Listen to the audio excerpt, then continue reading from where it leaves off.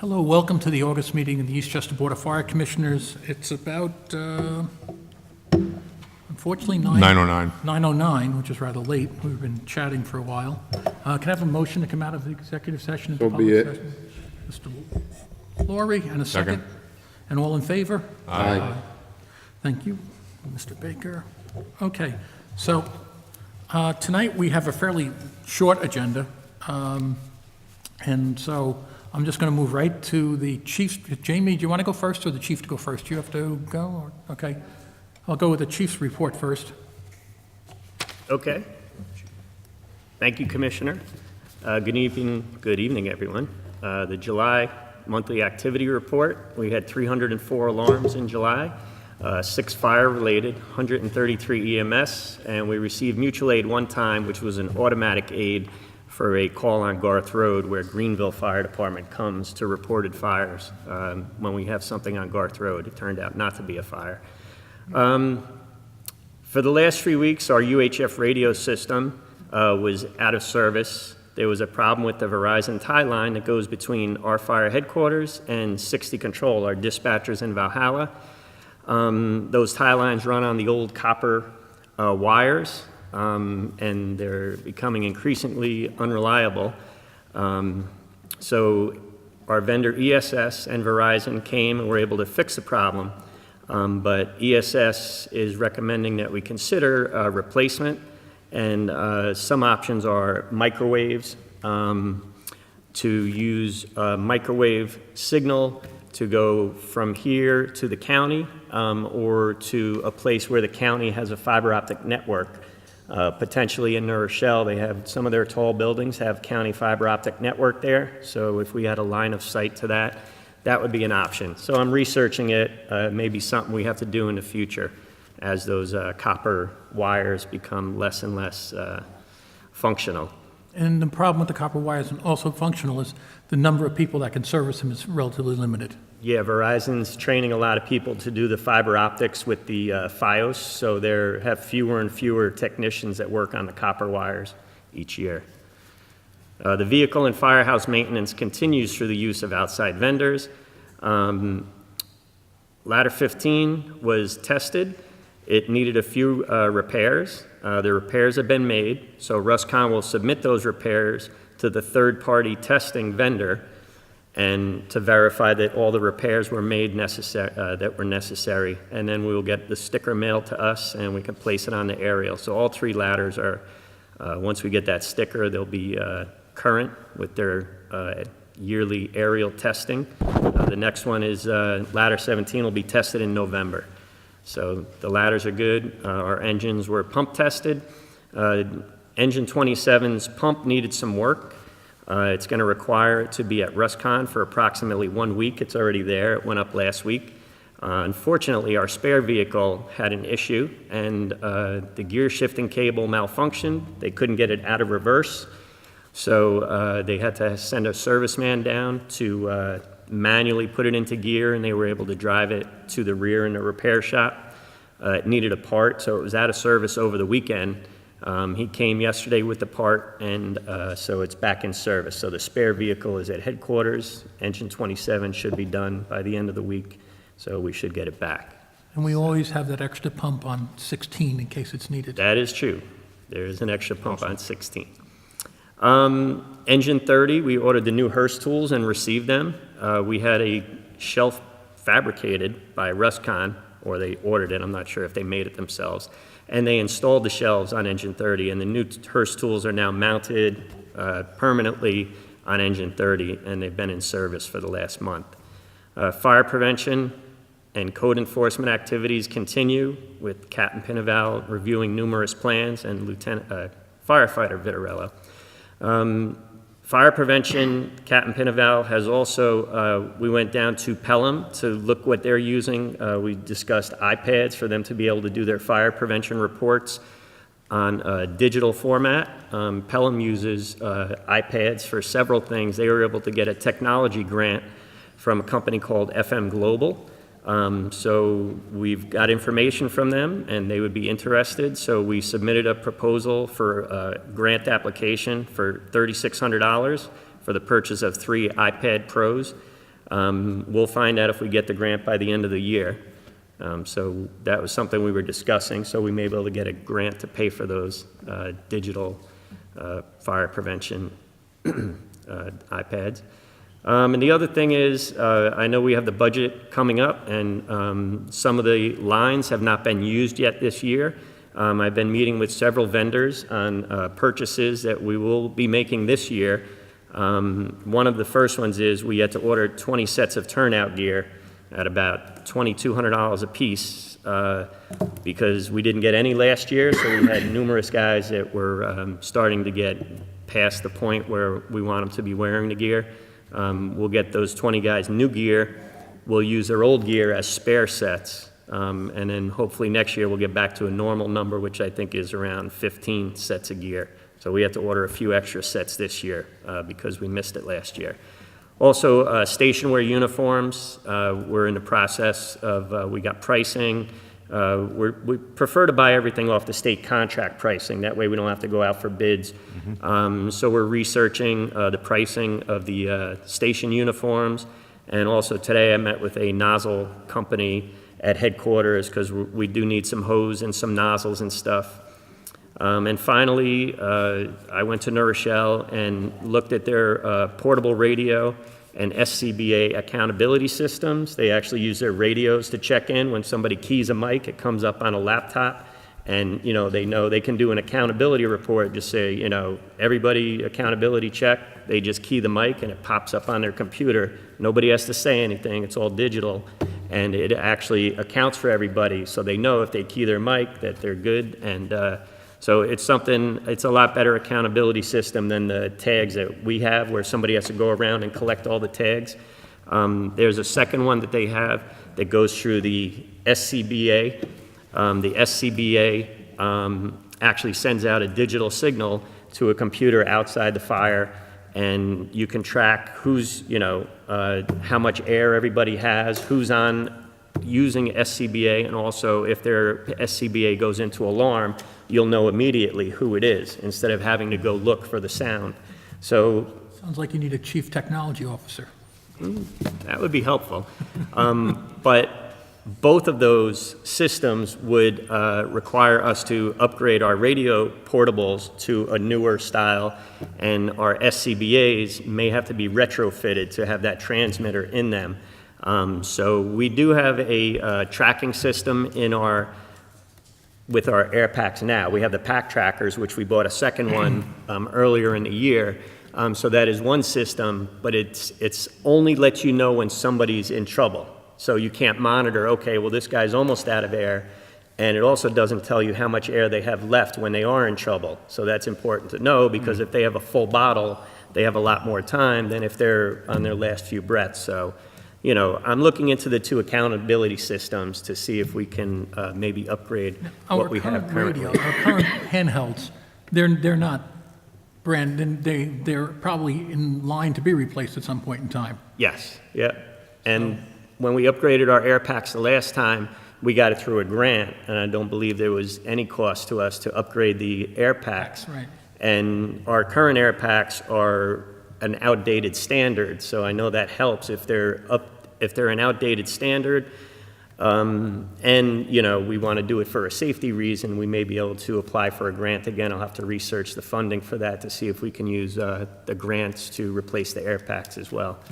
I know a department in Westchester recently got a grant to replace their air packs, so I think that funding is still available. We just have to see if we would be eligible based on the age of our air packs. So, and the last thing I have is, you can see when you're out on Midland Avenue, you can see the paving equipment is over by Bronxville High School. We've had our ramp at Station 3 has been ground down, and through Hector at the Eastchester Highway Department, I've arranged to have the ramp paved and the back parking lot paved when they put in a new oil tank 2 years ago, I believe. So both of those are going to be paved sometime in the next week. We were giving it time to settle. Okay. And that's all I have. Thank you. Oh, thank you, Chief. That sounds great. I mean, we're moving right along, which is good. And sometimes being a little slow on the technology is not the worst thing, because it's always new and better, but it's time to replace it. I just can't believe the Hearst tools are actually mounted. It was progress, so I thought I would mention it.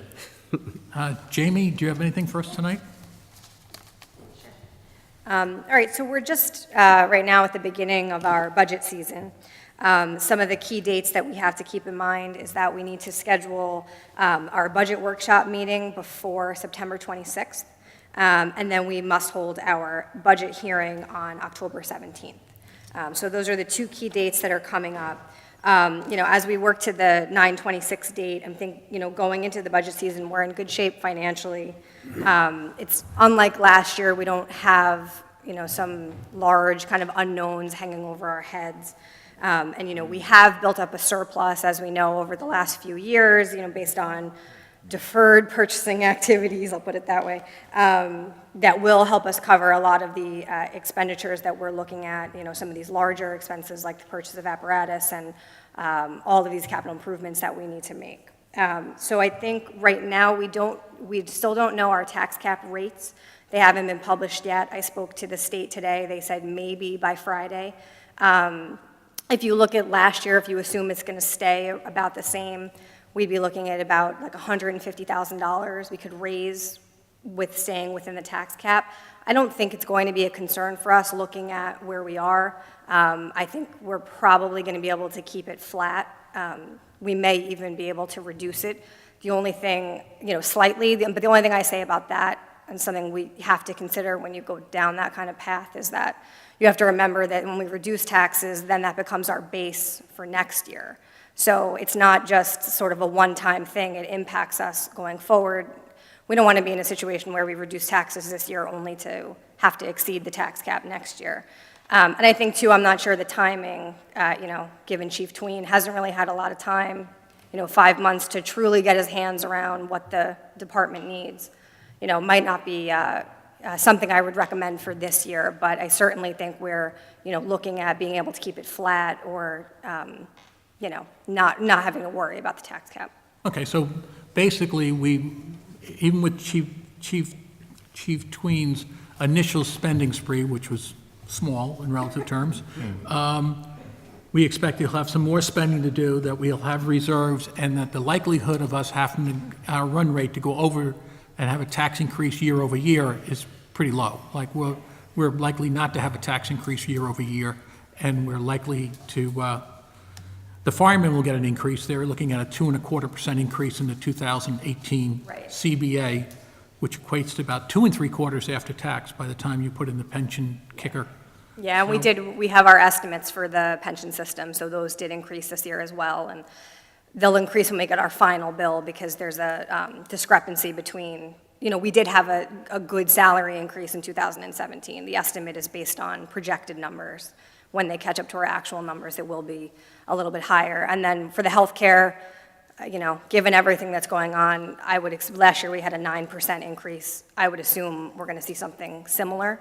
That information, though, wasn't available, at least last year it wasn't available before we had to put together our budget. Right, so if we got a 9 or a 10 or a 15% increase in healthcare, that could change the picture for next year. Yeah, it could, but I think, again, that's another consideration for, trying to stay flat versus maybe trying to do a reduction, because we may have other places we could pull from for it, but, that would be another consideration. And then just, a couple of other things. I know we have been budgeting for some open positions. I don't know if we're, near making decisions on filling firefighter positions or a captain position.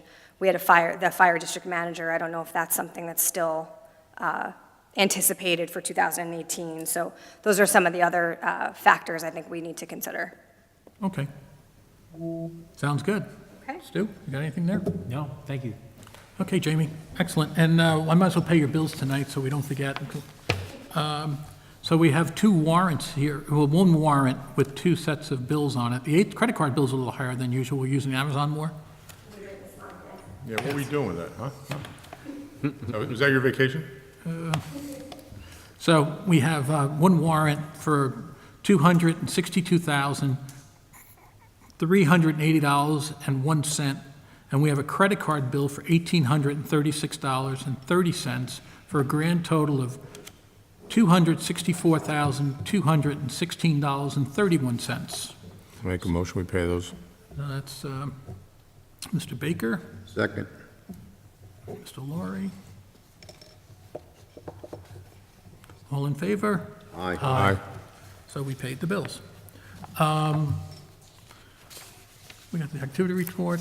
We have, an issue was presented to us for healthcare for fire commissioners, and I just want to make this clear what this is. As a fire commissioner, you're allowed to join the night shift program, but you'd have to pay 100% of the cost. The fire district would pay none of the cost.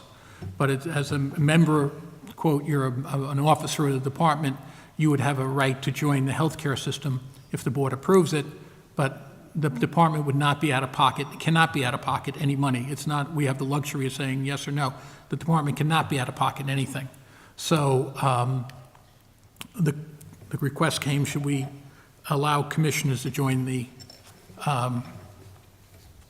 night shift system? And so that's up for discussion now. I mean, so it would be that, and the commission would have to pay in advance, so it's not even arrears. We would want to put safeguards in place. Yeah, just to reiterate what Dennis has already said, this facilitates a commissioner's ability to get insurance through the New York Health Insurance program for night shift. But it costs the district nothing. The commissioner has to pay 100% of the cost of the program. And what we're looking to do, in order to enable that, the board has to pass a resolution to allow it. The resolution that we've had drawn up, if it passes, would allow it and would require that any commissioner who decides to join night shift would have to pay the premium quarterly in advance. So there'd have to be 3 months advance payment to stay on. And that's what we're proposing. And we're eligible for this because we're officers of the department, Yes. so I have no problem with it. Yeah, you're, but if you, But there's, it's something we're entitled to, but you gotta, once again, just to not beat a dead horse, you have to pay for it yourself. The taxpayers aren't paying any of this. correct. And I think when you leave your term in office, Jamie, you can correct me if I'm wrong on this, when you leave your term in office, the COBRA doesn't kick in, does it, or is it no? Yeah. So once you leave your term in office, you are still eligible for COBRA. For 30, for three, Night shift gives you 3 years. for 3 years. So you're eligible for COBRA for 3 years but you'd still have to pay in advance. That's right, and that's then the cost plus we can do a 2% markup as an administrative cost. Okay, so you Once can it's tack on an administrative It's cost. 102% you pay. Yeah, I would suggest we pay the 102%, whoever does it, for the administrative cost on a COBRA situation. Would that be fair? Okay. Good guess. So you want to read this resolution? Does everybody have any more questions or comments? Call the question. Okay. Excuse me, I have a little bit of a cough. August 8th, 2017.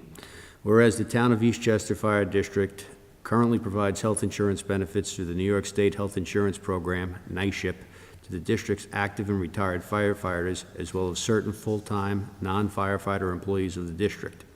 Whereas NYSHIP's eligibility policies allow a municipal employer to provide health insurance benefits to the Board of Fire Commissioners based on NYSHIP's current eligibility policies.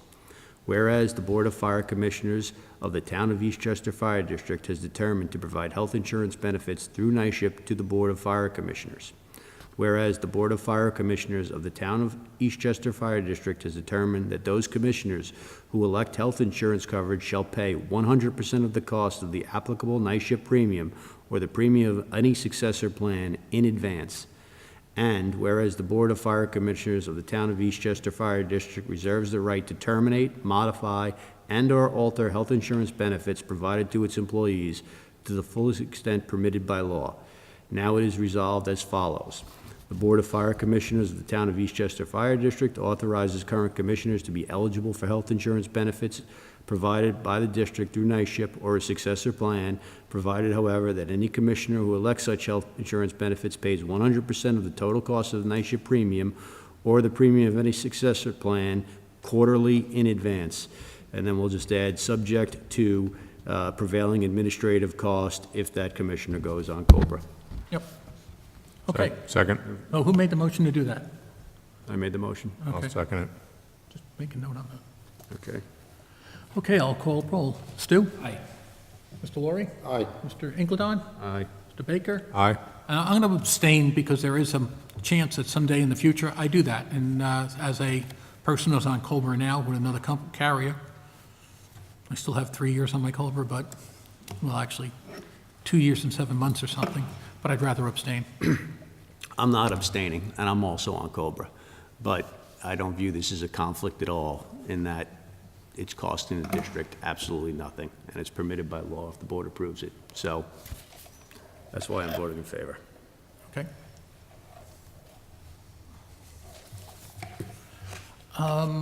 Next on the agenda tonight, we did that.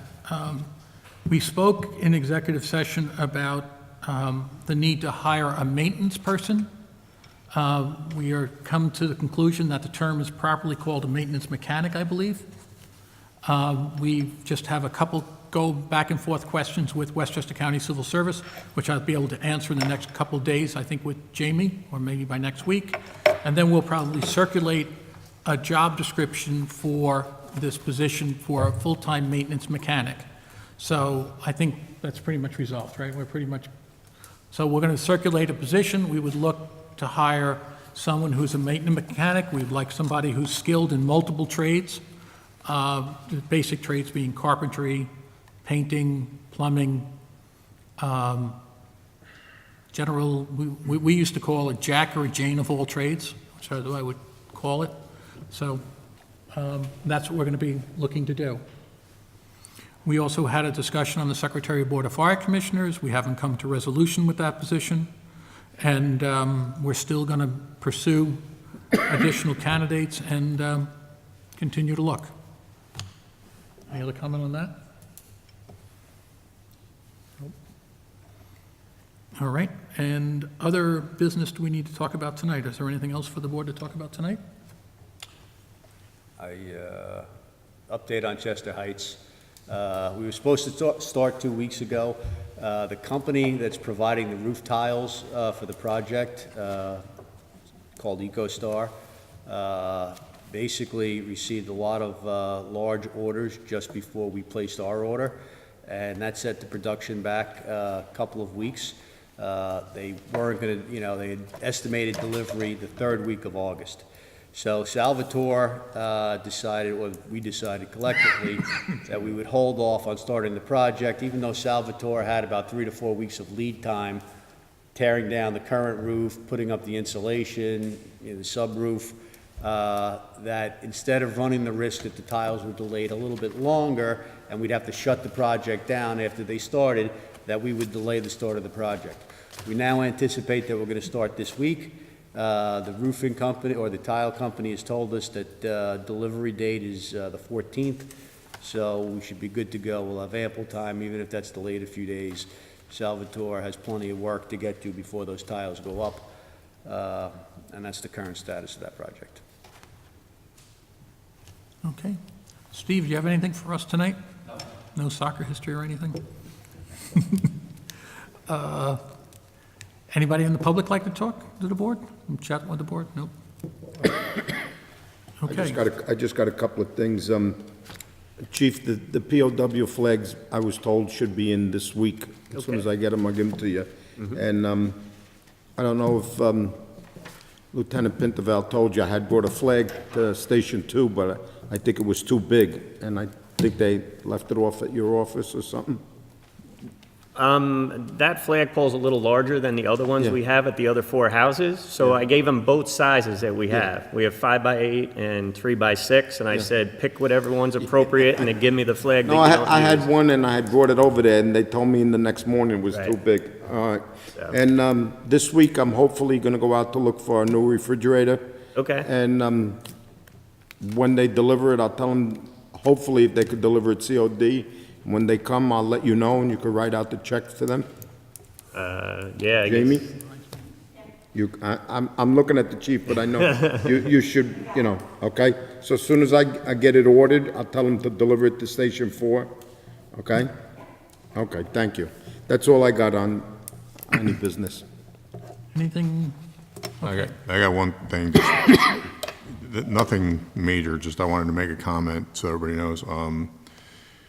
John Reichelt's son was at summer camp with us in the Boy Scouts and was elected, or was appointed, Andrew, this is, Boy Scout of the camp, because he was just an outstanding, candidate. And the kid's crazy, I love him. He was all over the place. So John was up there for the last part of the camp, and he was very proud, rightfully so.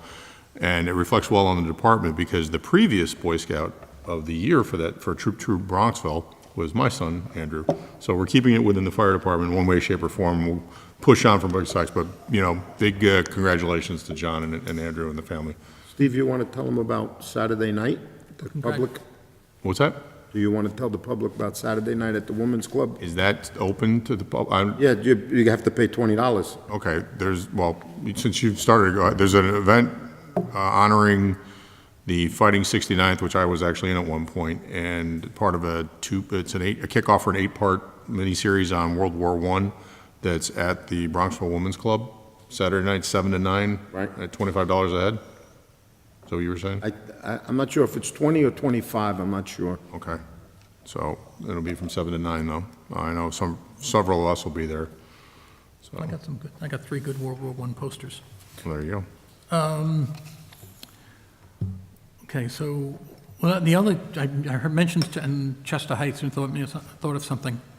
We may want to think about taking Chester Heights offline completely as a place of public assembly, just because While the construction's going on. while the construction's going on, and I assume after the construction's going on, you're still left with a building that really, we should have the fire inspector look and see it's appropriate for us to be using that building as an area of public assembly. I just don't, I think we should follow the rules everybody else follows, and I don't know if it's appropriate for that building in its current state Okay. to be, whether it has the adequate lighting and adequate signage, adequate exit. It's in a building that's in extreme disrepair, and I just think we should be cautious about that. Also, on a good note, I just want to thank the Highway Department. They fixed the light for the flag on the Volunteers Monument on John Albany's place. They fixed it last week, and it's working, and it's shining on the flag, so thank you to the Highway Department of Eastchester. Just to follow up on the Chester Heights comment, we're going to have to make a decision in the next couple of months if we're going to move forward with or we should make a decision, we don't have to, on the balance of the work on that building, just so that we can start preparing bid documents and get it out. I mean, it has, excuse me, it has to be done. The cost estimates initially were in the low 2s to 2.5 zone for everything. Given what we're paying for the roof, there's probably $2 million, hopefully a little bit less, to complete the exterior work there. And that's before we even go inside the building. Everybody who's been in there knows that the floor has got to be completely removed and replaced. I would assume, we have estimates from the architect we hired, and I guess probably better if I don't speculate, but it was also a big number, north of $1 million to do all the interior work in that building. Couple that with, plans that we have for the Bronxville house and problems we have in the floor there. 2 pumpers, 1 ladder truck. We have close to $5.5 to $6 million earmarked already as what would be considered urgent spending for the district. So just something, I think the plan is to create a more formalized capital plan and have that ready, hopefully in the first quarter of next year, that'll detail this, and then begin moving some of the money that currently exists in the general fund into the appropriate reserves to handle that, and also obviously keep all this spending in mind as we're evaluating this year's budget and exactly what we want to do with keeping taxes flat or potentially, raising or lowering them. Yeah, I think the Chester Heights Firehouse will be expensive, and the chief is eager to do the floor of the Bronxville Firehouse, because if we do the floor of the Bronxville Firehouse, It has our tallest ceiling height to get a ladder truck in there. And to buy a ladder truck, a ladder truck that is compressed height-wise is a problem. So the chief's eager to have that floor done over here. And we're also eager to get the Chester Heights done. I don't know why they can't be done in parallel somewhat. At least the planning on both can be done in parallel. Just like the kitchen in the Station 1 can be done in parallel. I don't know why we just can't hire a local guy to bang out the kitchen in Station 1. Or what they call the day room, which is really the kitchen. So I think these things can be done in parallel. I don't think that they're not all one. Well, we certainly can do that, and if it's a simple kitchen job, and if it's within the chief's discretionary limit, he can, if there's a need for it, certainly we can discuss that, and he can Oh, just. no, it's move going to be forward. a couple $100,000 to do the kitchen. It's not going to be you're going to put a professional kitchen in, you're going to have to put, the floor is like spongy when you walk on it. So my guess is you're going to need a floor, wall, cabinetry, air conditioning, heat system, the whole, it's going to be like doing a regular day room. So new doors to the outside, that kind of thing. So I think, but there's no reason that has to wait for Chester Heights to get done. We can just do Chester, and the only thing I would say with Chester Heights is, I think we have the WIX cap at 1.5 million, so if we exceed that cap, we're gonna have to go that route. So, we just gotta be mindful of what this project's gonna work out to be. Chester Heights is not, well, several of the stations are not handicap accessible, right? Well, Chester Heights will have to make fully handicap accessible. Any area that you make an area of public assembly will have to be fully handicap accessible. So Chester Heights will need an elevator, it'll need a ramp, it'll need handicap bathrooms, first floor, second floor. So it will be, and they spec'd out for an elevator. When they looked at it, they said we need Yeah, to no, make I'm it just, accessible. for the people scoring at home, that's part of the reason why it needs to go offline. Oh, it's gonna be that's why it's really, I question why we are allowed to use that building today. We should probably just safer for us to take it offline. Because it's not not everyone can go to that building, As far as public assembly? Public assembly, yeah. Yeah. Right, but still to respond while the roofing project's Oh, going on. no, we're Yeah. talking about public assembly. Okay. We're talking about, I'm trying to make that distinction. Okay. we're talking about Christmas parties, Right. Halloween parties, birthday party, whatever the function is that's there. I don't know if it's appropriate for us to be using that building today. Which we're not against in general, it's just that there's a potential for a lawsuit or. Yes, something. it's problematic. It's really problematic. Not to shut the station down for, Right, No. we'll have fire prevention go prevention. through there. If it's just firefighters, you don't really need to be ADA accessible because they're able-bodied people for the nobody most, in wheelchairs? Not currently. not in there. But if it was an administrative officer, it would be, yes. And so, Just out of curiosity, you mentioned running all these different projects parallel. How do you envision that happening? I'm just curious, like I said, we've got Chester Heights, we've got the exterior, which is a separate bid, we've got to design the interior, and then put that out for bid. Bronxville, new kitchen, how do you see that being managed? well, I think it gets done. I mean, I had a house 3,000 miles away we completely rebuilt, and doing it by email and emails back and forth. Listen, I'm sure you spent a lot of time on that, but a private residence versus a government entity. Yep. And what's required to spend over $10,000 for a fire district, it's not comparable. And No, I agree especially with when, we have to be, fiduciaries of the district's, money, and we can't, I'm curious, because you've mentioned it several times, and I'm trying to wrap my head around exactly how we're gonna manage it. Because I'd like to do it, believe me. I think there's a lot of, I've looked at, some of the priorities that we've got, and Chester Heights is absolutely number one.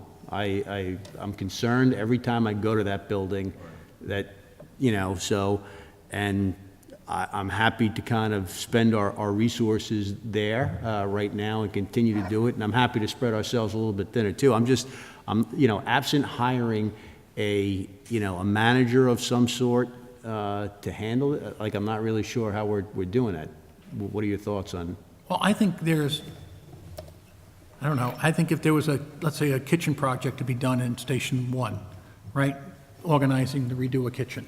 We hire a local architect, not the guys we have from the city right now, but some local architect, and he comes out with we have a meeting, we hire him, here's your whatever it cost, and he designs the kitchen. And then we go out and say, okay, let's go out for bid on the kitchen and draft the documents, and it goes out for bid. And then I don't see that consuming a lot of time. I just don't see that consuming a lot of time. If we get the floor in Bronxville over here, Bryant finds us an engineering firm. We bring in the engineering firm, Bryant explains to him what he needs the floor to be done, and that may be a little more complicated, but I think it's just outsourcing professionals. I think that there's a little bit more required, even the simple kitchen job. Yeah, we can hire an architect, and we doesn't have to be a competitive situation. It's services, so we can just find somebody that we think is good and engage them. But at that point, we've got to put, even for a job as small as you're talking about, put together a bid package, send it out, make sure it gets to everyone, disseminate the information, have a public bid, come back in. Somebody has to manage and oversee that project once the bid is done. Then we've got firemen that basically are in that kitchen all day long. Where are they going to cook? What are we going to do then? Are we going to close the firehouse? Are we going to find an alternative location for them? Are we going to find... I just think that there's a little bit... It's not just, I think there's a lot involved in this. And right now, as you know, we are, somewhat short-staffed. I think we're kind of, looking to improve that and make it better.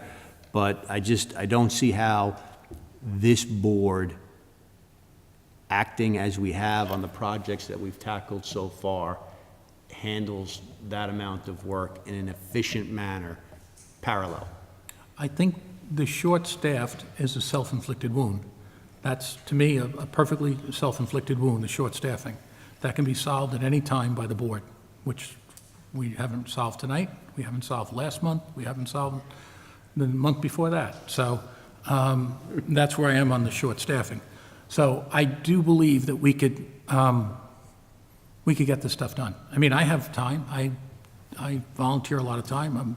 You do. In the trades, but I know all the trades. You haven't done as much time on the capital projects. You donate a tremendous amount of time. I know you do, and I'm not suggesting for a second that you don't put a lot of time in. But what I'm saying is, on these projects, the floor in Tuckahoe and it's been a tremendous amount of work. And part of the reason why I think the floor in Tuckahoe went well, and part of the reason why, even though we've had setbacks with Chester Heights, so far things have moved smoothly, is because we've given it the attention to detail that we have. And I'm not so sure that necessarily happened in the project we did in the North End and other projects we've done in this department. And I don't want, we spread ourselves too thin, and I think we're opening up ourselves to, to real problems. And I think we had them in that North End job, where we had guys in a trailer for a year, and I don't know how long. That was a different board. That was a completely different board. I'm not pointing fingers at anybody. I'm just saying, different board, that's what happened. And what I am saying is what I've witnessed since I've been on this board.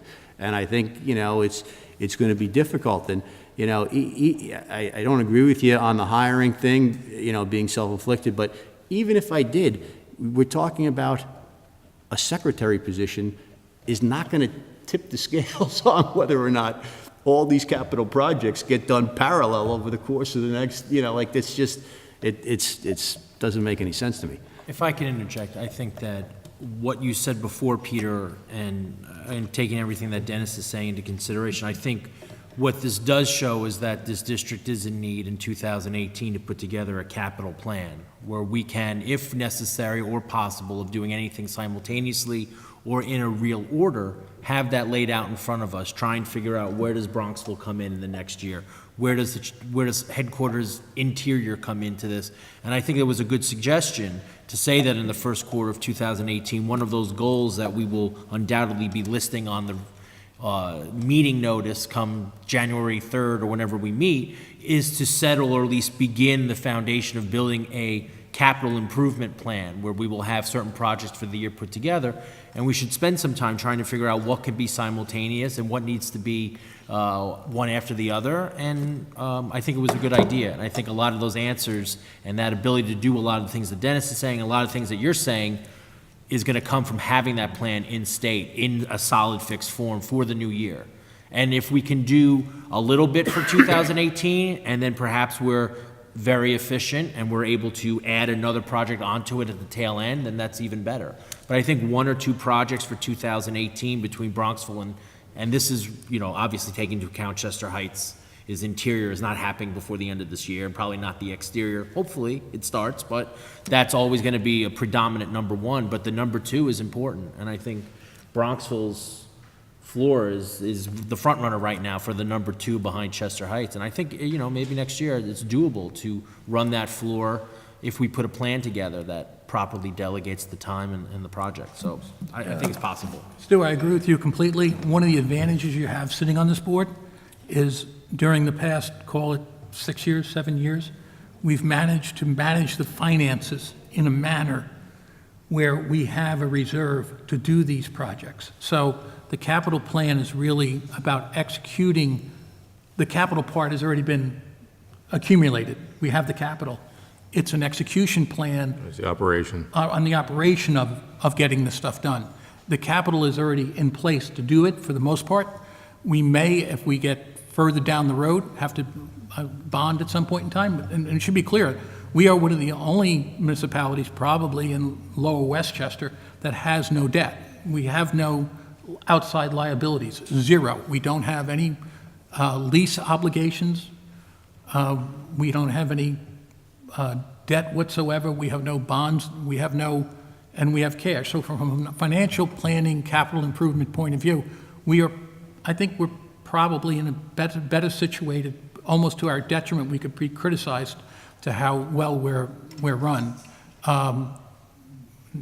But so I think it is the execution, and it may be going out and hiring. I'm all for just going out and hiring people.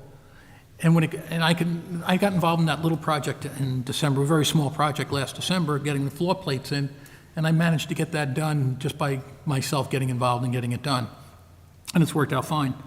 But construction work I'm fairly good on. What I have done on the board is when somebody comes on and has a passion for doing, like Mr. Ingledon has a passion for doing construction work, right? You like getting involved in those projects.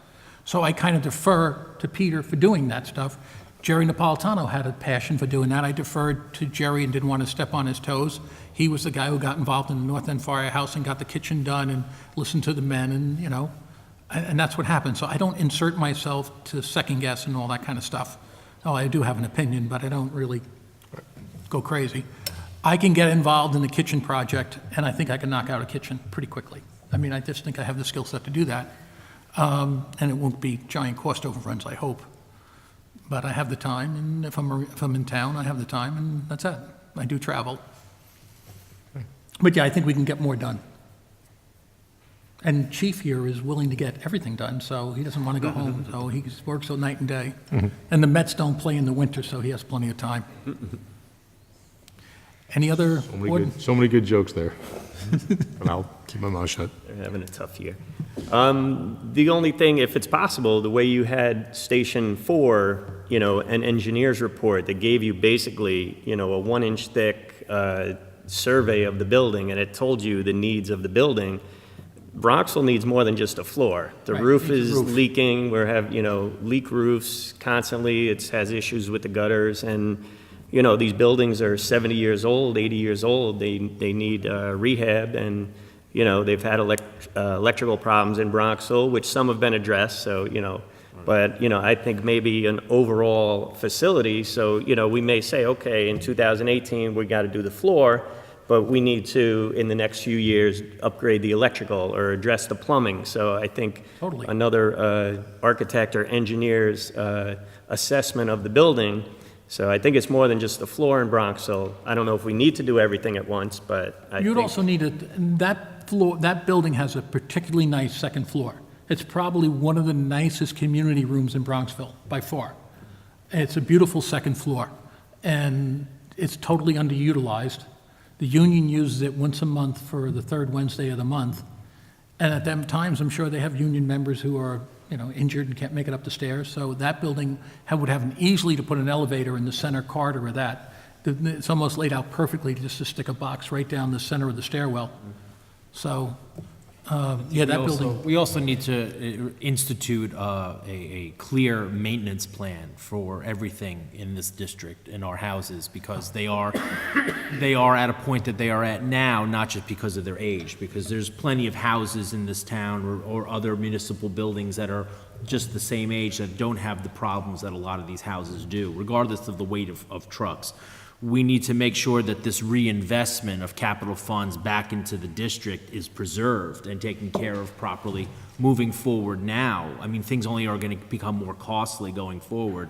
And properly maintaining our various buildings going forward will only allow us to not have to wait for a large sum of money to be sitting there, or that money not be used to repair things when something goes wrong, but to kind of wait. I feel that, as we talked before about a maintenance person coming in, a mechanic, or whatever the position may be titled, their charge is going to be partly the upkeep of the district, along with, our men who are there every day, who are there to make sure that it's taken care of as well. So that's my piece on I it. agree. I mean, there's no reason, and if you look through this building, Village of Bronxville, and they're actually thinking this building needs servicing because they were there, and so they're going to have some servicing done. But it looks spectacular. The library looks spectacular, Town Hall looks spectacular, and so does Village Hall. There's no reason why our firehouses don't look like they maintain like these other municipal buildings. I agree 100%. So, with that said, any more board member comments? Make a motion to adjourn? Second. All in favor? Aye.